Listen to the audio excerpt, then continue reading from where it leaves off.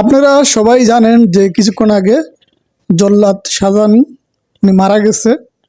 তো আসলে মানুষ মারা যাওয়ার পরেও তাকে নিয়ে আসলে কিছু বলা ঠিক না।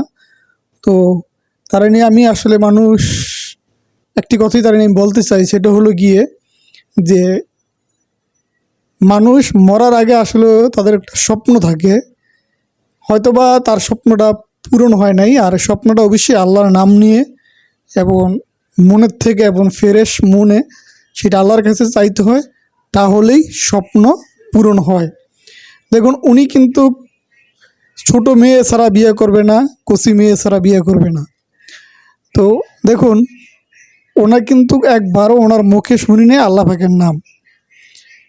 তো যাই হোক, আসলে কার মৃত্যু কখন হয় কিভাবে হয় বলা যায় না, একমাত্র আল্লাহ পাক ওইটা ভালো জানে।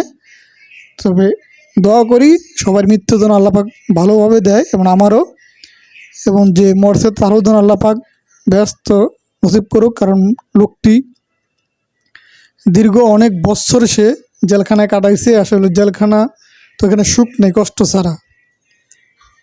জেলখানাতে আসলে সুখের কষ্ট ছাড়া এখানে কোনো সুখ নেই। কারণ চার দেওয়ালে বন্দি একটা মানুষ কতদিন থাকতে পারে, সে পুরা যুগ সেখানে কাটাইয়ে দিছে। তো ওইখানেও শান্তি পায় নাই।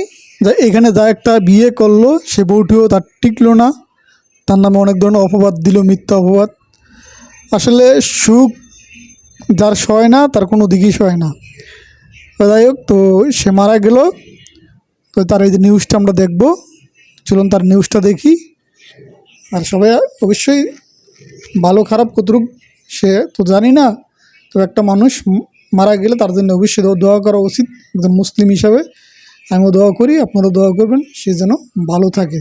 বঙ্গবন্ধুকে সপরিবারে হত্যা মামলার মৃত্যুদণ্ডপ্রাপ্ত 6 আসামি সহ বহু ফাঁসি কার্যকর করা আলোচিত জল্লাদ শাহজাহান ভূঁইয়া মারা গেছেন। ভোর 5টার দিকে রাজধানীর সোহরাওয়ার্দী হাসপাতালে চিকিৎসাধীন অবস্থায় মারা যান তিনি। পরিবারের সদস্যরা জানিয়েছেন, আগে থেকেই শ্বাসকষ্টের সমস্যা ছিল শাহজাহানের। রাত 3টার দিকে বুকে ব্যথা অনুভব করলে তাকে হাসপাতালে নেওয়া হয়। সর্বশেষ সাভারের হেমায়েতপুরে ভাড়া থাকতেন আলোচিত জল্লাদ শাহজাহান। রাত 3টার দিকে বুকের ব্যথা অনুভব করেন তিনি। বাড়ির মালিক সাথে সাথেই তাকে ঢাকার সোহরাওয়ার্দী হাসপাতালে নিয়ে যান। ভোর 5টার দিকে চিকিৎসক তাকে মৃত ঘোষণা করেন। আমাকে বললো যে আপনার উপরে ভাড়াটি অসুস্থ। তখন আমি যাই দেখলাম যে আমাকে বুকের মধ্যে দেখা দিচ্ছে বা আমার খুব ব্যথা, আমাকে একটু হাসপাতালে নিয়ে যান। তো আশেপাশে আমাদের ভাড়াটিয়াদের সহযোগিতায় আমি আপনাকে 4টার দিকে এখানে নিয়ে আসছি। পরিবারের সদস্যরা জানিয়েছেন, শাহজাহানের শ্বাসকষ্টের সমস্যা ছিল আগে থেকেই। হ্যাঁ, শ্বাসকষ্ট ছিল আগে থেকে, বাট বুকে যেরকম এটা আগে জানতাম না। মারা গেছে শুনছি, শ্বাসকষ্ট হয়েছে।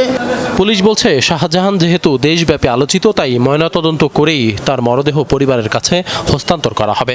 এখন আমরা লাশের সুরতল করব, ময়নাতদন্তের জন্য মর্গে যাবে। যার পরে আমরা আইনগত ভাবে যেভাবে আপনাদের আইনের ভিত্তিতে যেভাবে হওয়ার কথা সেভাবে হবে। বঙ্গবন্ধু শেখ মুজিবুর রহমানের 6 ঘাতক, 6 যুদ্ধ অপরাধী, কুখ্যাত সন্ত্রাসী এরশাদ শিকদার, জঙ্গি নেতা বাংলা ভাই আতাউর রহমান সানি, শারমিন রিমা হত্যার আসামি খুকু মনির, ডেইজি হত্যা মামলার আসামি হাসান সহ আলোচিত 26 জনের ফাঁসি কার্যকর করেছেন শাহজাহান। 2001 সাল থেকেই তিনি ফাঁসি কার্যকর শুরু করেন। বিভিন্ন অপরাধে গ্রেপ্তারের পর শাহজাহান 1991 সালে 17 ডিসেম্বর মানিকগঞ্জ জেলা কারাগারে যান। 2023 সালে 18 জুন মুক্তি পান ঢাকার কেন্দ্রীয় কারাগার থেকে। বের হয়ে শাহজাহান দাবি করেন, মোট 60টি ফাঁসি কার্যকর করেছেন তিনি। ময়নাতদন্ত শেষে তার মরদেহ গ্রামের বাড়ি নরসিংদীর পলাশের ইসাখালীতে নেওয়া হবে। পরে সেখানে তার জানাজা শেষে দাফন সম্পন্ন হবে। আশিক মাহমুদ, যমুনা। ঠিক আছে, আসলে এরকম একটা লোককে নিয়ে আসলে ভিডিওটা করা উচিত মনে হলো, তার জন্যই করলাম। যে অনেকগুলো লোক সে ফাঁসি দিয়েছে, তাও আপনারা শুনলেন। তো যাই হোক, জানি না তার নসিবে কী আছে, সেটা আল্লাহ পাকই ভালো জানে। তো আসলে কী বলবো, তো অবশ্যই ভালো থাকবেন সবাই, আর আল্লাহ হাফেজ।